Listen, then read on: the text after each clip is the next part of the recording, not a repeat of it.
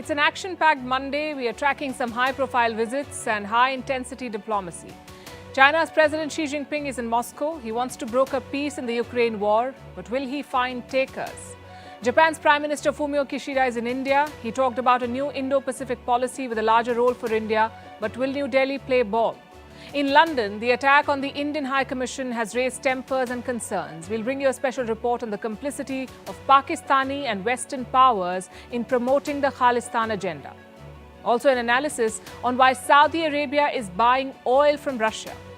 Will Donald Trump be arrested? And why a Hollywood celebrity is being slammed for sharing her diet. First, the headlines. The Philippines is set to announce 4 new military bases for US soldiers. This is being seen as a joint bid to counter China's expansionism in the region. Influenza cases spike in China. Reports say 1 in every 2 people examined at hospitals is testing positive. The positivity rate is 13 times higher than it was last month. Thailand's king dissolves the parliament, paving the way for elections in the month of May. It will be a tightly contested race between Prime Minister Prayut Chan-o-cha's United Thai Nation Party and the Pheu Thai Party. Bankrupt Sri Lanka seeks a 10-year moratorium on its foreign debt. President Wickremesinghe announces the decision on the eve of a much-needed $2.9 billion IMF bailout. India's Jammu and Kashmir will get its first foreign investment. Dubai's Emaar Group will build a $60 million shopping and office complex in Kashmir. And gold prices are at a 1-year high, topping $2,000 per ounce. This is the highest level since March 2022, amid worries over the global banking crisis.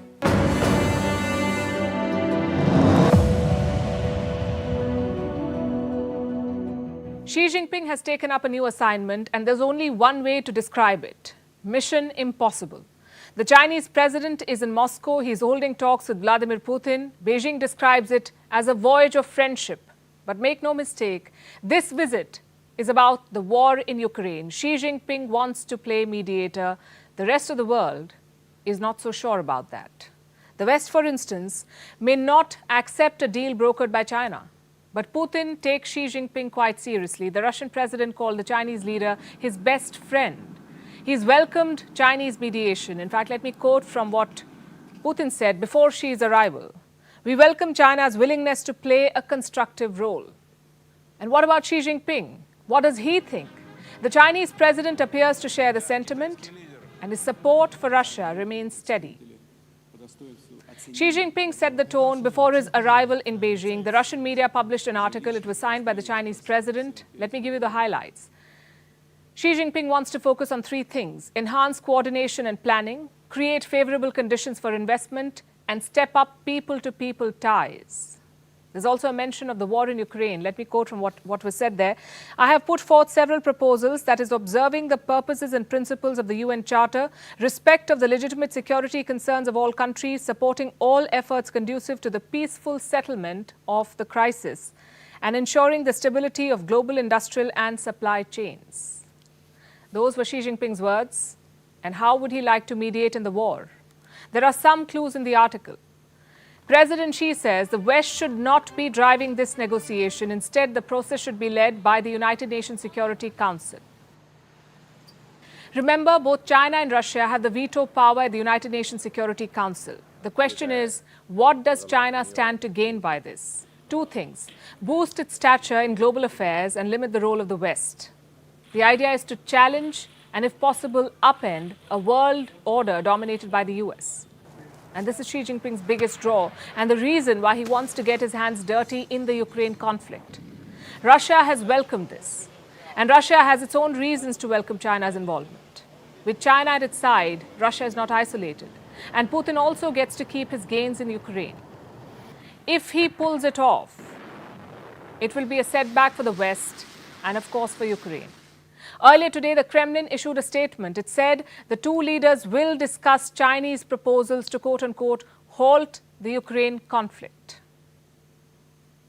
So that's very much part of their plan. We'll have to see where this will go. The timing of this visit is also significant. Look at the events in the past few days. The International Criminal Court has issued an arrest warrant against Putin. It doesn't mean very much, but it's a political statement nonetheless. In defiance, Putin went to the Ukrainian city of Mariupol. This is a city in the Donetsk region. Russia has occupied it. Putin's visit was a show of strength. He went by a helicopter, then he drove around in a car. The Russian president was seen taking a tour of various districts. He even met with locals and visited a flat. Это все покупали, все голые стены. Ну что? И сколько здесь комнат у вас? 3. Всего хорошего. До свидания. Спасибо большое. Всего хорошего. До свидания. До свидания. Russian forces took Mariupol almost a year ago. So why did Putin visit now? To show that he's in control. Like I said, the ICC has issued an arrest warrant against him. He's been charged with war crimes. The ICC is known as the court of the last resort for the world's worst crimes. When no one can persecute suspects, the ICC steps in, or so they say. But it can take no meaningful action against Putin. Neither Russia nor the United States is party to the ICC. A Russian leader has compared the warrant to toilet paper. China too has stepped in to give diplomatic cover to Putin. The International Criminal Court should uphold an objective and impartial stance, respect the immunity of heads of state from jurisdiction under international law, exercise its functions and powers with circumspection in accordance with the law, interpret and apply international law in good faith, and avoid politicization and double standards. Putin's Mariupol visit underscored how powerless the ICC is. And the West knows it. It is doubling down to arm Ukraine. Europe wants to spend over $1 billion to provide ammunition for Ukraine. They will buy over 1 million rounds of artillery to be sent to Kiev.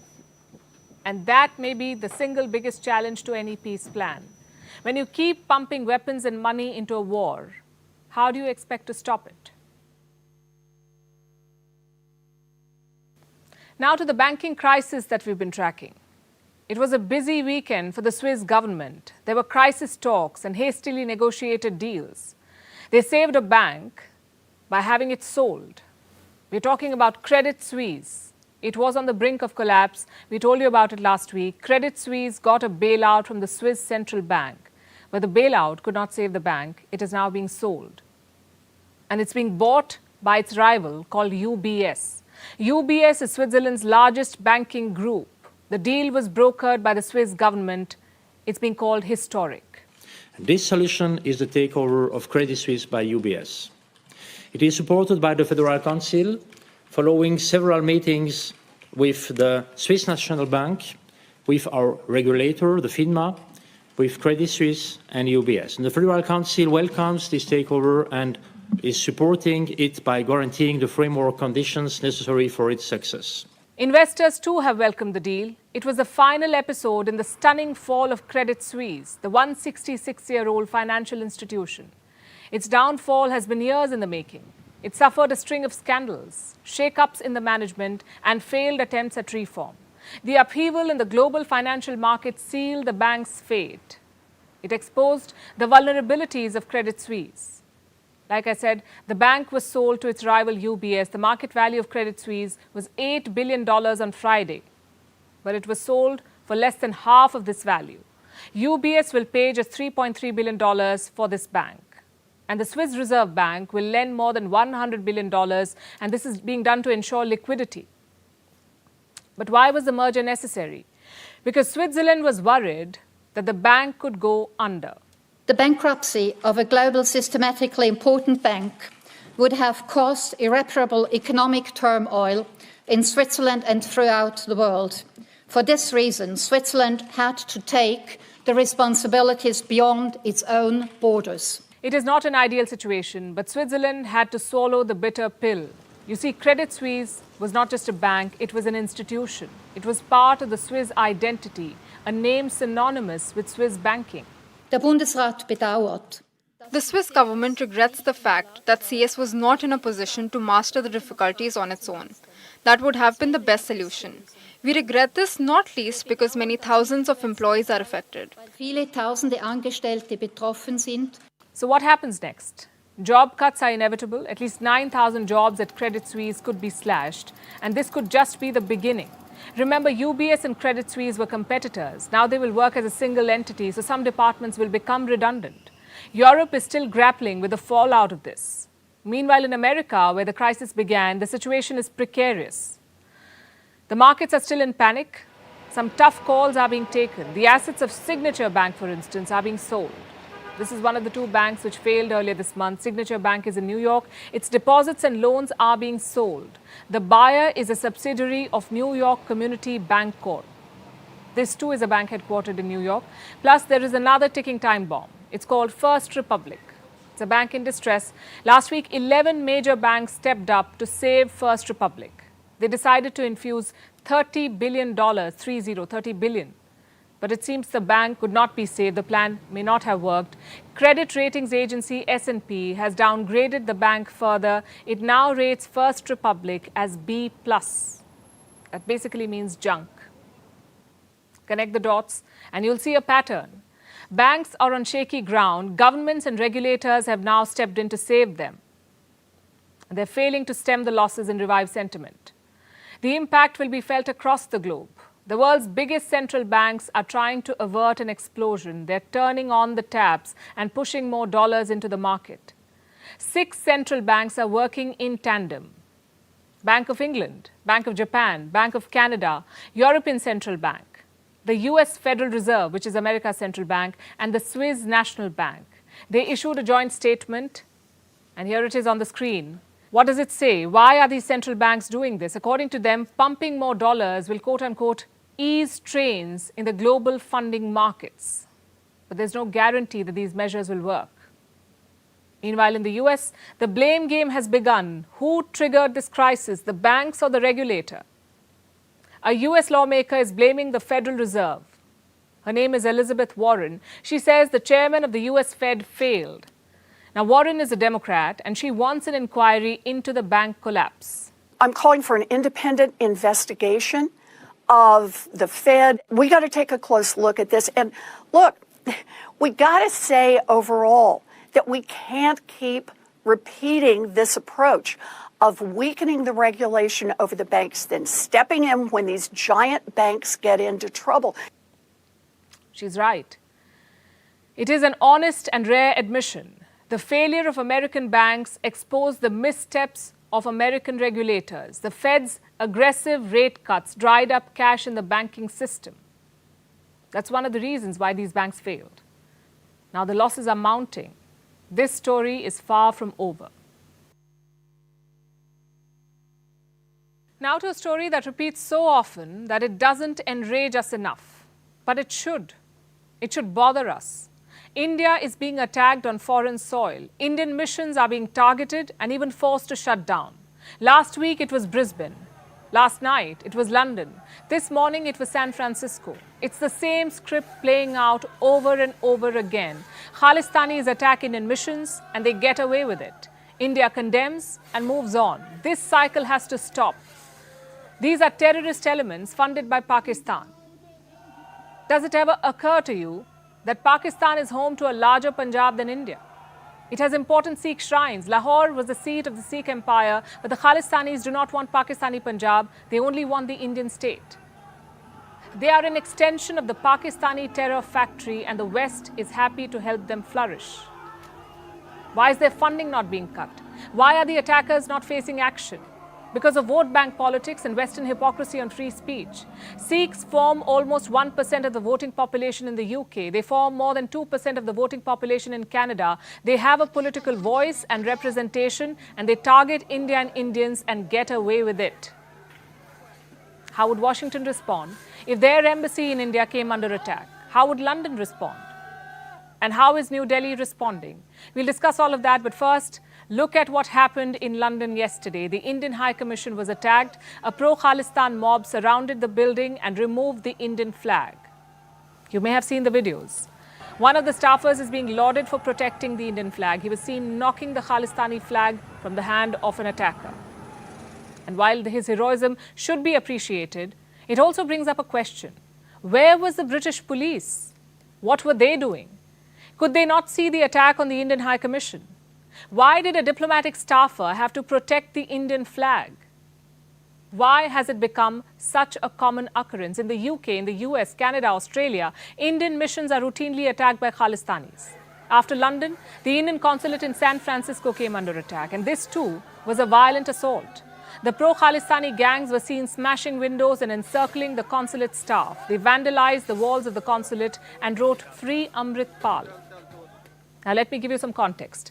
The Khalistan movement is a violent secessionist insurgency. It was at its peak in the 1980s. It advocates for a new Sikh nation to be carved out of the Indian state of Punjab. The Khalistani movement has led to thousands of deaths, including, most famously, India's former Prime Minister Indira Gandhi.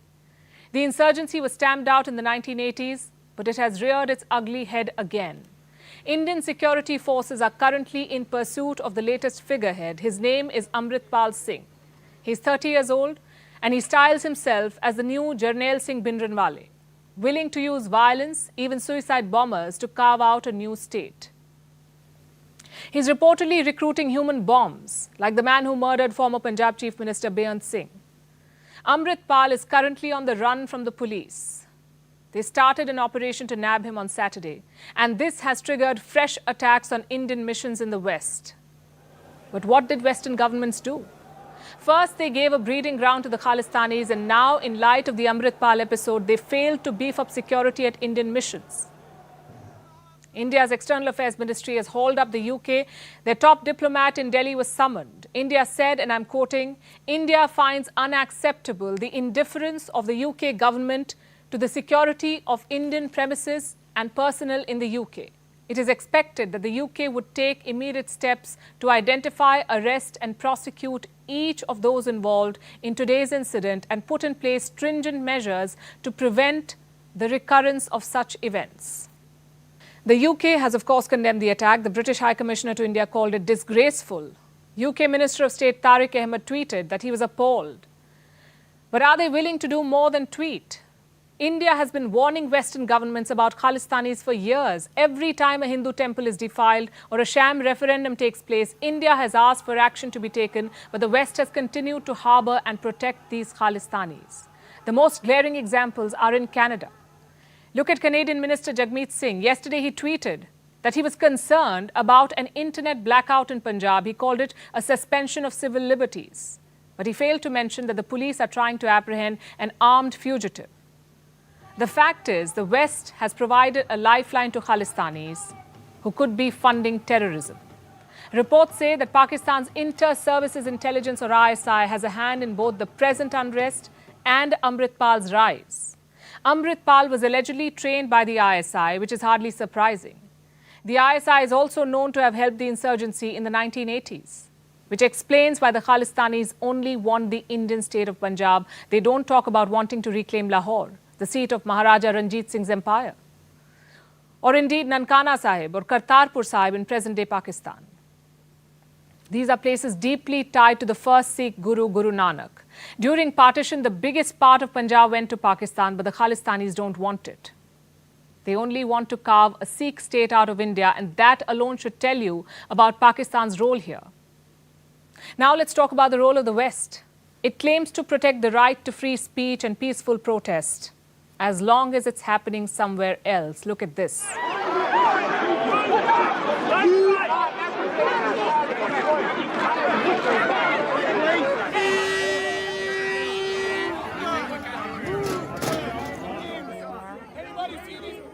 The Khalistani movement, though, has always been a violent insurgency. The consulate attacks could be just a preview of what's to come.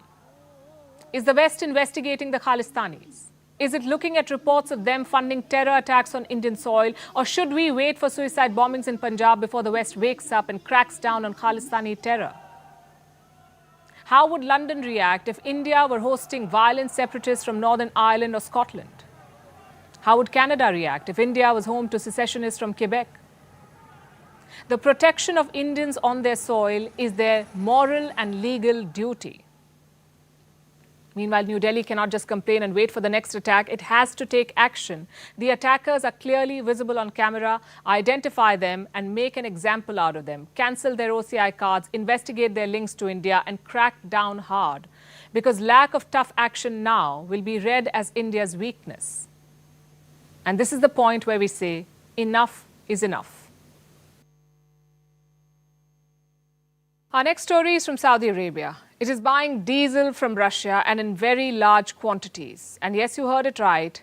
Oil giant Saudi Arabia is buying diesel from Russia for domestic consumption.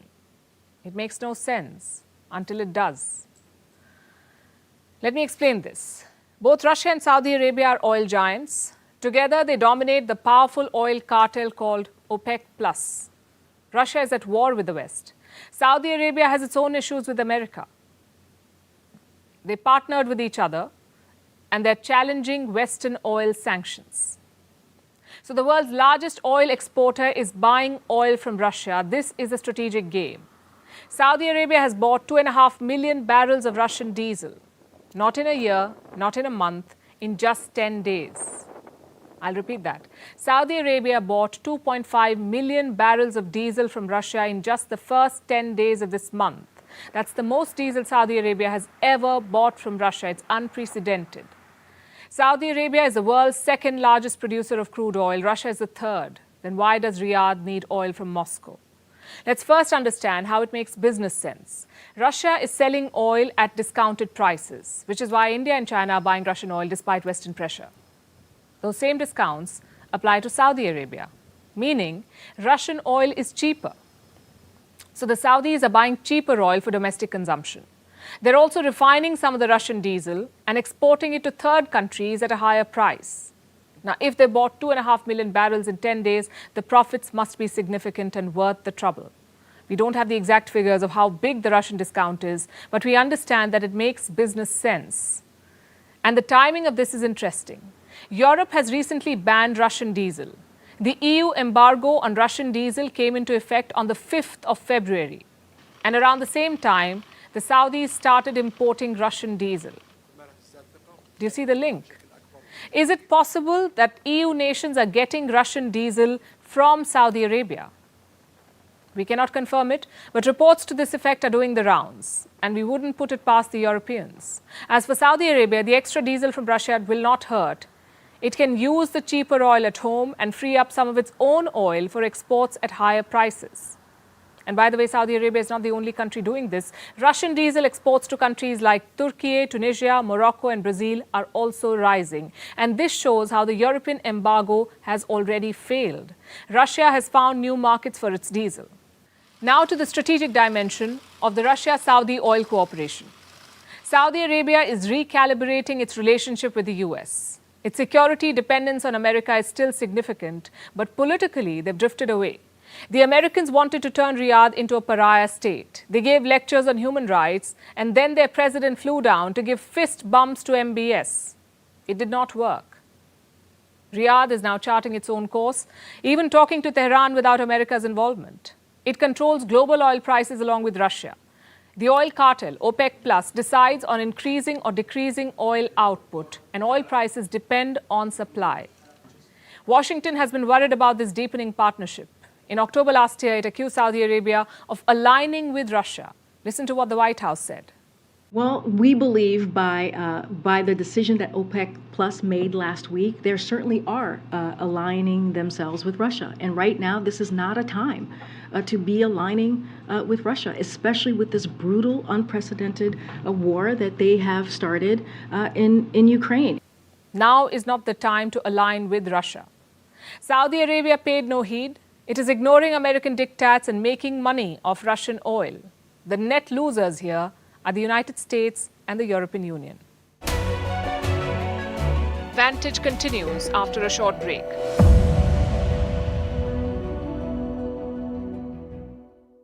Yeah. So once you have that kind of a bracketing of a movement as definitely violent and potential for further violence is there, how can you not deal with it?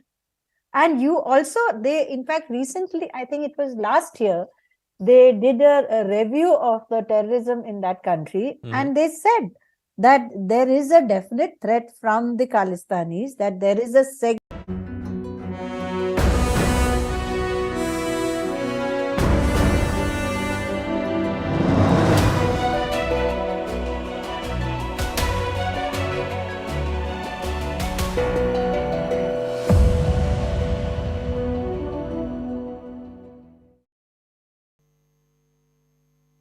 In the US, former President Donald Trump is back in the news, and it seems he's fomenting another riot. On Saturday, he put out an alert on his social media platform called Truth Social. He said he's likely to be arrested on Tuesday. It is believed to be about a case involving a porn star and hush money. Trump then went on to say, and I quote, "Protest, take our nation back." It was a dangerous call to action. And we know what happened the last time he did it. Trump supporters stormed the US Capitol on January 6, 2021. Could this be a reboot of the Capitol riots? At least Trump's critics and opponents think so. Our next report brings you the details. Former US President Donald Trump says he's about to be arrested. He says he'll be taken away on Tuesday, March 21st. And he's asked his supporters to protest on his behalf. This is what he posted from his social media platform, Truth Social. The all-caps statement began with him insulting the Manhattan DA's office. He then claimed that he'll be taken away on Tuesday for a crime that has been debunked. Between that, he found a way to insert that he's the leading Republican Party candidate for the 2024 presidential election. It's a lot to take in. But let's start with what he thinks he'll be arrested for. The Manhattan DA is investigating the Stormy Daniels hush money case.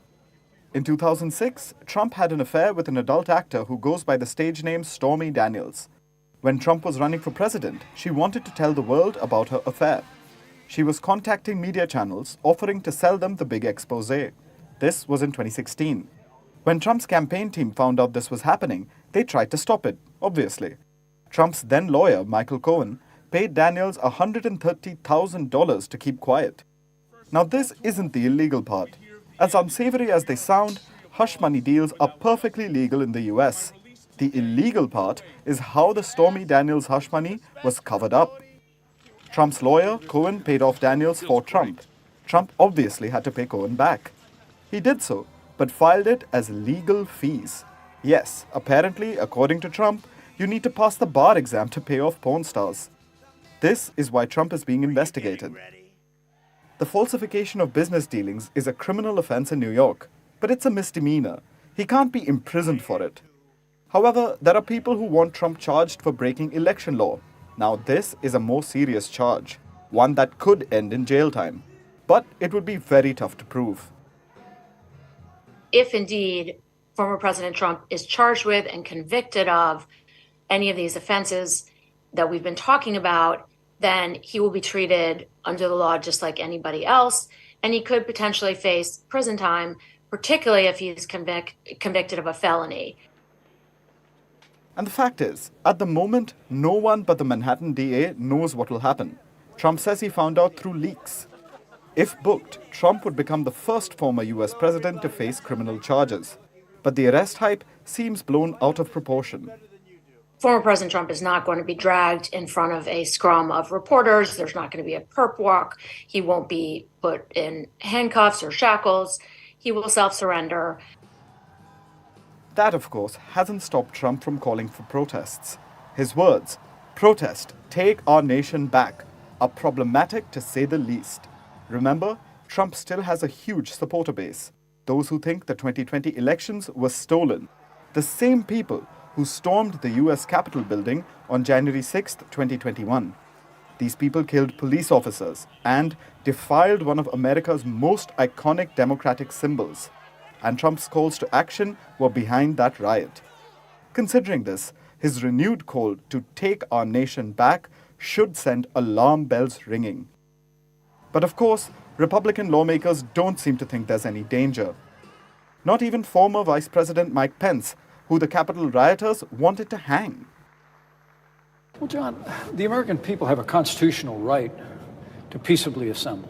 Absolutely, but to have a former president calling on people to protest a justice proceeding. The frustration the American people feel about what they sense as a two-tier justice system in this country, I think is well-founded. But I believe that people understand that if they give voice to this, if this occurs on Tuesday, that they need to do so peacefully and in a lawful manner. Numerous Republican lawmakers and supporters have backed Trump. Democrats want him to be held accountable. We don't know what's going to happen. But what we do know is that Trump has managed to further deepen the divides that plague the US.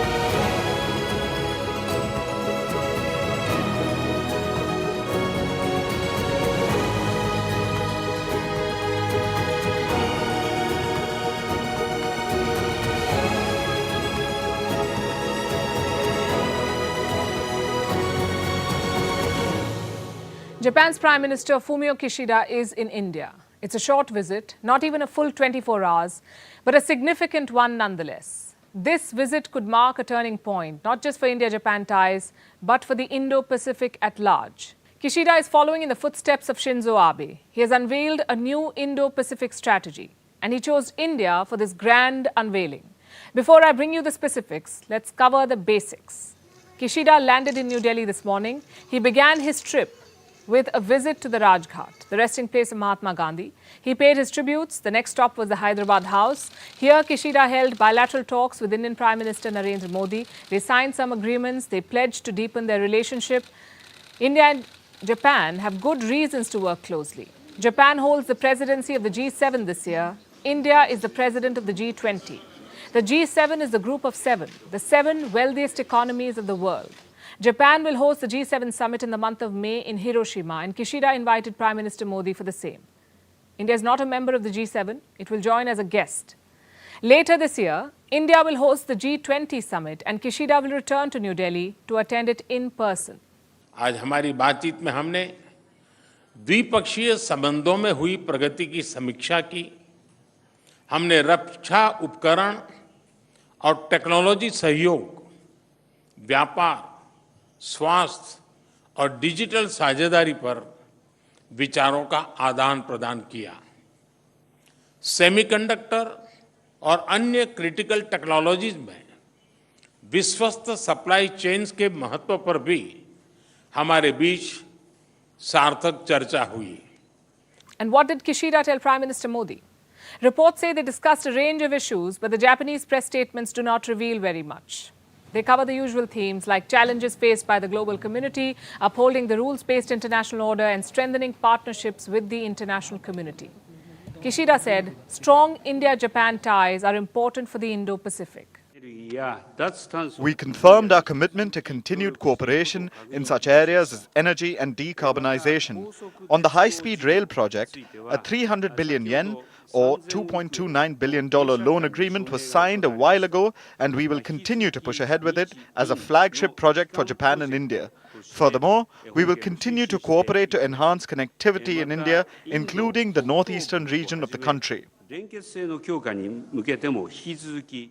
in the day, he spoke more freely. The Japanese Prime Minister delivered a lecture, and this is where he spelled out his plan for the Indo-Pacific.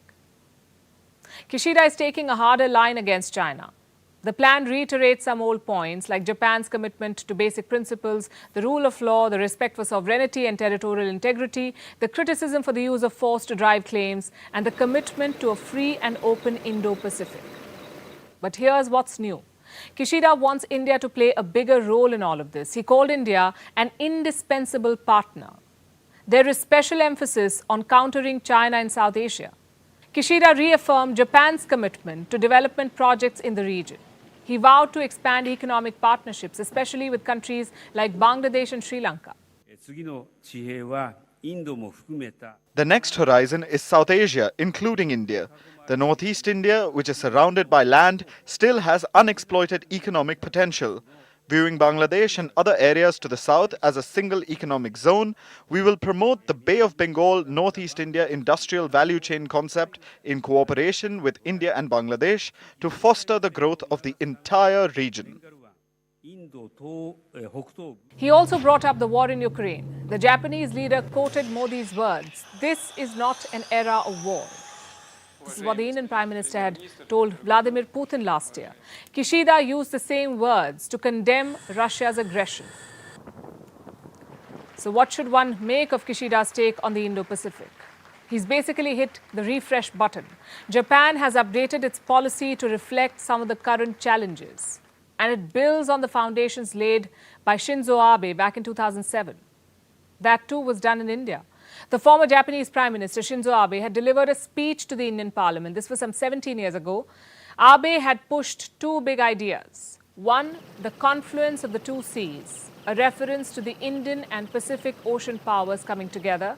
And two, a call for deeper cooperation between Asian democracies. This ultimately led to the creation of the Quad. Today, Kishida is trying to take it forward, reiterating Abe's vision and articulating a bigger role for India. Our next story is about India taking to the skies. This is a $3.2 trillion economy. It is also the world's fastest growing aviation market. And now India plans to pour in the big bucks. Some $12 billion will be spent in the next 2 years on airports. The demand is high. Air travel has seen a resurgence after the pandemic. It is putting pressure on India's existing aviation infrastructure. So the plan is to boost the number of airports and bring in hundreds of new planes. A few years back, the initiative called UDAN was launched. It aimed to build 100 new airports in India. Is the country on course to achieving that goal, or has it hit turbulence? Our next report explores. India will spend $12 billion or 980 billion rupees over the next 2 years on airports. The country has 148 airports right now. It plans to boost this number to 220 by 2025. This project will also involve greenfield airports, which are new terminals, and the renovation of existing facilities, like those of former military airfields left over from colonial times. How will the investment come in? Private builders will invest about $9 billion. The government will bring in the rest. And this comes as India awaits hundreds of new planes. The country has a fleet of only 700 aircraft. But last month, Air India announced the biggest deal in commercial aviation history. It has ordered 470 aircraft. Other airlines like Indigo are also increasing their fleet. All in all, there are over 1,400 aircraft on order. This is about twice the number of aircraft India's Dragon neighbor uses to take flight. So you get the picture. India is working on a massive aviation push. It's the world's fastest growing aviation market. Now, the government wants to use it to assert itself on the global stage and to bolster India's $3.2 trillion economy. The connection between aviation and economy has long been known. India needs to meet the resurgent travel demand. It has increased in the post-pandemic era. Local air traffic surged 96% in January. This matches the pre-pandemic level of 2019. From 2022 to 2041, India's passenger traffic is expected to grow at a rate of nearly 7% annually, as compared to, let's say, 4.9% in China. But this growth is currently putting pressure on existing infrastructure. Airports are running out of parking and landing slots, especially those in major cities like Delhi and Mumbai. Along with this, a recent global shift is adding the pressure. Thousands of jobs are being created in India. Manufacturers like Foxconn are moving from China to India. This growth must be complemented with air connectivity. But India's sky-high plans are not without downsides.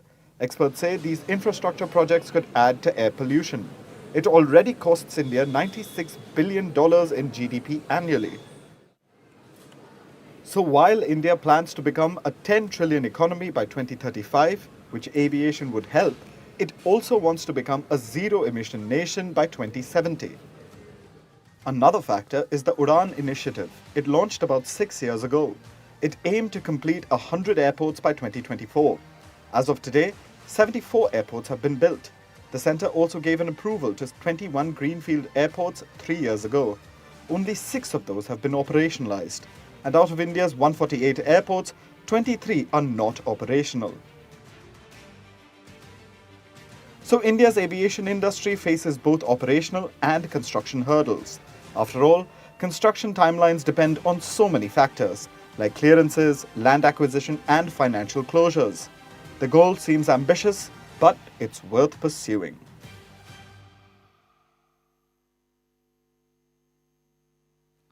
In France, matters are escalating fast. It's not just the thousands of tons of garbage lying on the roads. Now it's garbage cans being set on fire. And the government facing a trust vote. President Emmanuel Macron pushed his pension reform last week without a vote. Now protests against it are becoming aggressive.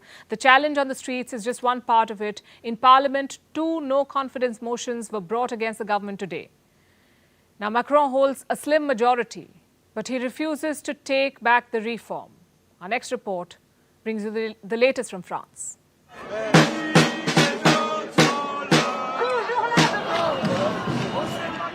This is what Paris looked like over the weekend. Protesters are out on the streets against President Emmanuel Macron's pension reform.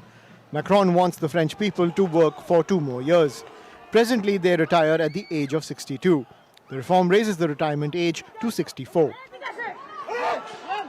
But the French don't like the idea of 2 more years of work. Polls suggest that an overwhelming majority oppose the pension reform, 70 to 30%. So the opposition saw an opening. 2 motions of no confidence were brought against Macron's government. These are serious motions. They could plunge a country struggling with civil strife into a political crisis. And that's the last thing France needs. More than an attempt to topple the government, the trust votes are an attempt to build pressure. Macron bypassed the parliament and pushed the pension reform without a vote. It wouldn't have passed a parliamentary vote. So the president invoked a constitutional tool called Article 49.3. And if Macron wasn't sure of getting enough votes to get the bill passed, it means all may not be well within the ruling alliance. He'll have to prove his numbers to remain in power. The first motion was filed by the centrist group called Liet. The second by the far-right National Rally Party. The opposition needs 287 votes to topple the government. It doesn't have those numbers. But the vote will push Macron's coalition partners to turn up the heat on the government. Personally, I believe that everyone should vote for this no-confidence motion, including a certain number of MPs from the ruling party. Tell the government that we cannot use this method, the 49:3. We are undertaking such an important reform when 3/4 of the French people are opposed to it, in such a brutal way. Outside Parliament, the crisis is going from bad to worse. France has seen near historic protests against Macron's pension reform, and they are expected to intensify. Workers' unions have been able to mobilize hundreds of thousands of people. Strikes have become the norm. The city of love, Paris, is now stinking. Garbage collectors are on a strike. Over 7,000 tons of trash is lying on the streets of Paris. Dramatic visuals flooded the internet over the weekend as protesters clashed with the police. France's biggest unions say they will continue to put pressure on the government. On Thursday, a large-scale industrial strike has been planned that could throw France out of gear. For President Macron, a lot is at stake. It's now or never. His views on retirement age and pension scheme are very clear. There needs to be a reform. People in France are living longer, so the government has to pay them pensions from when they turn 62 until they pass away. And that is taking a toll on the government's treasuries. Increasing the retirement age would put the French government's fiscal health in a relatively better position. Or at least, that's what Macron says. But this is coming at a price. The French president's ratings have dipped to a 4-year low. His popularity has fallen by 13% since he became the president for a second term in 2022. According to a poll, 70% of respondents say they are dissatisfied with Macron's administration.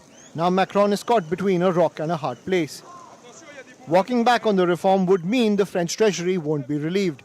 And pushing ahead with the reform could also end Macron's political career. Now, a lot depends on how Macron manages to navigate through this crisis.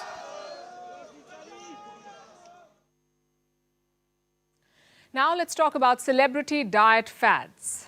Sometimes they can all seem a little crazy, like eating just raw liver or clay, or even downing apple cider vinegar shots. But when it comes to strange diets, Gwyneth Paltrow takes the cake, even if she isn't eating any of it. Let me ask you a question.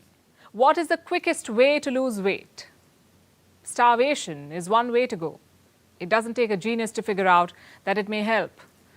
But it's definitely an odd and unhealthy advice. And that's probably why Paltrow is making headlines. She's an American actress and entrepreneur. She recently gave the skinny on her diet plan, and the internet is not having it, much like the food she seems to be eating on a regular basis. In a podcast recently, she detailed her meticulous daily routine. It left the viewers aghast. So why is her advice going viral? Let's start with what she eats in a day. Her first meal, if it can be called a meal, is at noon. It's bone broth. It's followed by an early dinner with lots of vegetables, and Paltrow exercises for an hour between these meals. Many are saying this sounds like colonoscopy prep. Some say they're losing calories just by listening to it. Paltrow is now being called an almond mom.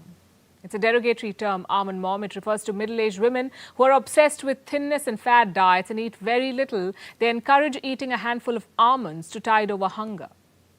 She's also being blasted for disordered eating under the cloak of a celebrity diet fad.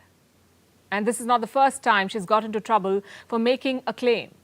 In 2018, her company paid $145,000 in civil penalties. This was over false claims about one of their wellness products. They advised drinking only goat milk for a week to fight parasites in the body. Experts slammed it. They said this advice lacks evidence and could lead to foodborne illness. Now, this time, after the controversy broke out, Paltrow defended herself. She says this advice is not meant for everyone, and just because the diet has worked for her doesn't mean it will work for everyone. As true as that may be, dietitians say it can barely work for anyone because this is restricted eating. Middle-aged women require anywhere between 1,800 to 2,200 calories a day, and this diet falls way short of that. And more than anything else, Paltrow is being criticized for promoting under-eating. The fact of the matter is that she has a platform of influence, and she's not the only influencer promoting strange or unhealthy diets. When celebrities share their habits, they influence thousands of people, especially impressionable youngsters. And weight loss is an Olympic sport for most celebrities. They look a certain way today, and then a few months later, they're barely recognizable. We understand that they face relentless body shaming. They're perhaps forced to navigate all of it in ways that they deem fit, excuse the pun. But ordinary people are also exposed to all of this pressure. They're bombarded with images of unrealistic body types day in and day out, and sometimes they stop and think, if they can do it, why can't we? But that's not the question we should be asking. The question here is, do we need to jump on these trendy diets? Will they help us? Most of them are unsustainable, not even backed by science. 1 in 10 people experiences negative effects after following celebrity diets. So the next time you're tempted to try one, ask yourself this: is shedding a few extra pounds worth the health risks? Are we chasing an unrealistic illusion? And is forming a bone broth-infused arm of skeletons really worth it? And finally, it's time for Vantage Shots, images that tell the story. The US and South Korea conducted a combined drill. This is part of their military exercise called Freedom Shield 23. In Kenya, protests have begun against the rising cost of living. In Israel, protests continue to escalate against judicial reforms. The US president called the Israeli prime minister to ask him to look for a compromise. In the US, parts of California are witnessing another round of snowfall. In Spain, people in the city of Valencia welcomed spring with a huge bonfire. And finally, the Natu Natu fever refuses to die. People at the German embassy danced to the song in Old Delhi. Prime Minister Modi said, Germans can surely dance. We leave you on this musical note. Thanks for watching. We'll see you tomorrow.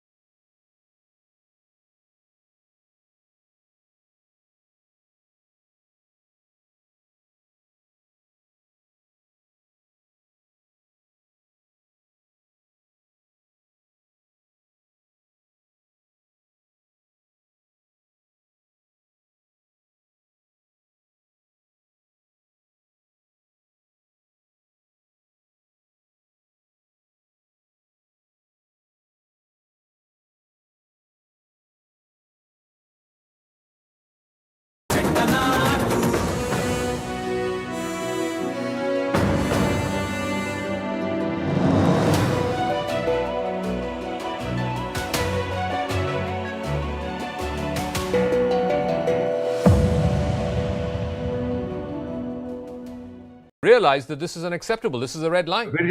I can tell you the British authorities will not fully cooperate, no matter what we do in terms of protests. Because their argument always is this, and not only theirs, it's the argument of Canada and others too, that their law allows peaceful protests and is part of the freedom of expression. So they will use this argument. And then behind this, there are agencies, elements in the British establishment which use these